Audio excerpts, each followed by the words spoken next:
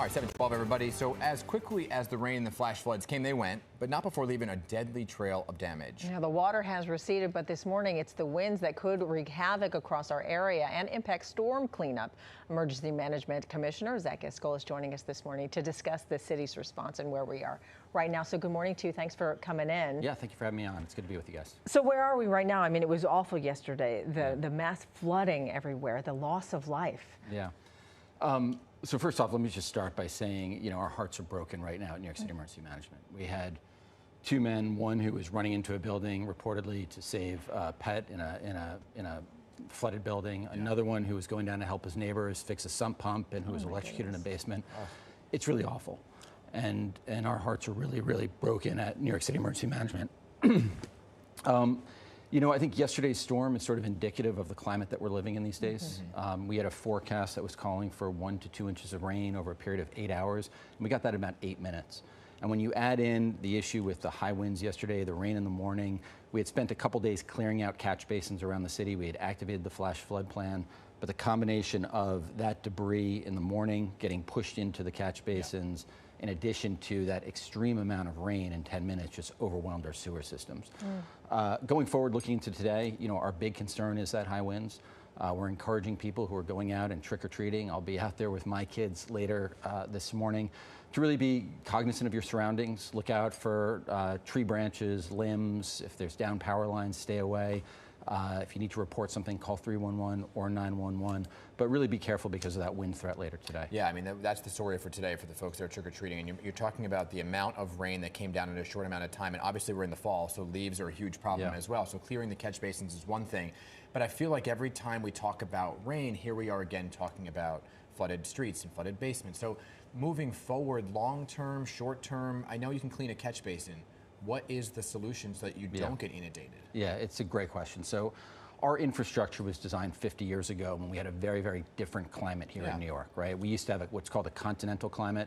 We now have a subtropical climate. Our infrastructure was really designed to handle about 1.7 inches of rain an hour. Yesterday, we got 1 inch of rain in 10 minutes. It was bad, and so there's a lot of work that's being done. We're putting in about 90 miles of permeable pavement that can absorb stormwater. We have some great stormwater catch basins around the city designed off of what they do in places like Copenhagen in Europe. So there is a lot of long-term projects that are being done to build a more stormwater resilient city, similar to what we did for coastal flooding after Sandy.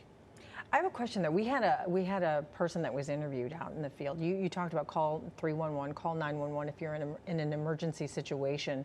But one of the women that we interviewed, or our reporters interviewed yesterday, said she asked and called for help, and they said, well, we don't deal with water emergencies. Right. So can you give more clarification on who people should call if they're in a situation where? So if that had happened, and I'm happy to dig into it, that should not have happened. We as a city need to be responsive to people's needs. One of the things that we do is yesterday actively we're looking at flood map sensors across the city, actively deploying teams to deal with catch basins and flooded areas. There's, I think, a lot more that we could do, but people should call 311. They should call 911 if it's a life-threatening emergency. We will get crews out there if need be. So the reality is, because you're saying you pre-deployed folks, right? So the areas that are probably, the FDR is going to flood, the Hutch is going to flood, certain areas, certain highways are going to flood, right? How quickly, because the images are haunting, and that's what creates the headline, right? You see the waterfalls coming down staircase in Central Park, the subways that are flooded, the streets that are flooded, and those images are haunting. Is it the reality that that's just going to happen in the every time we get this amount of rain? So I think, look, the reality is that yes, we now live in a warmer climate where we're seeing increased rates of rainfall. I think long term, some of these projects are going to prove more effective in reducing some of those impacts that we're seeing. But I think there is a lot of work that has been done to reduce the impacts. I mean, you look at the MTA, we see those awful videos of subway flooding every time we have one of these storms. But the MTA does deserve a lot of credit for a lot of the stormproofing they've done for the signal systems, whereas in the past, a subway station that flooded would be down for months. It's now back and running as soon as that water recedes. Now there's work that's being done to increase the amount of pumps, increase the amount of outflow so that that water quickly recedes. But this is a huge challenge that we need to deal with in the city. Yeah. Do you know if there's any effect today as far as mass transit is concerned? We saw a lot of buses that were even. Yeah, there are some residual ponding and some residual impacts.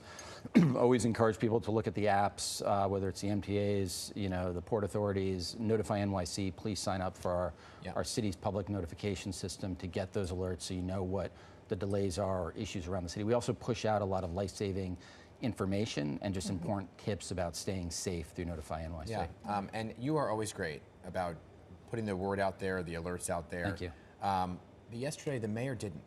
The mayor's social media feed did not mention a storm, did not talk about a storm, didn't talk about a death. Should there have been more of a cohesive effort to get out there? So I think yesterday's forecast was very challenging. And one, we were in very close coordination with the mayor and City Hall throughout yesterday, especially as things got progressively worse. We had a forecast that was not alarming yesterday. In fact, I activated the flash flood plan really only based on the forecast because of the catch basins concern, because it's fall and we have fall foliage that we needed to clear out.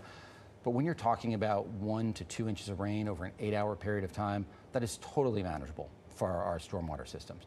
There was something that happened yesterday, and we're talking to NWS later today about it and some meteorologists to understand what happened, where we think because of the high winds, there could have been some impacts from Melissa.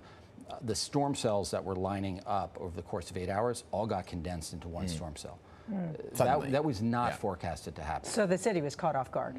We had activated the flash flood plan, we had cleared the catch basins, but we had not, there was no forecast for 1 inch of rain in 10 minutes. Right. And so that was not something that we were expecting. Our stance is we usually prepare for the worst case scenario. That wasn't even in the universe of worst case scenarios yesterday morning when we got the first run of the forecast at 8 a.m. Okay. Commissioner, I appreciate you coming in this morning, and I hope everybody stays safe tonight. I know the winds are going to be a problem, but folks want to get out there trick-or-treating, so absolutely. just do it with caution. Great to see you. Great to be with you guys. Thank you. Be safe, too.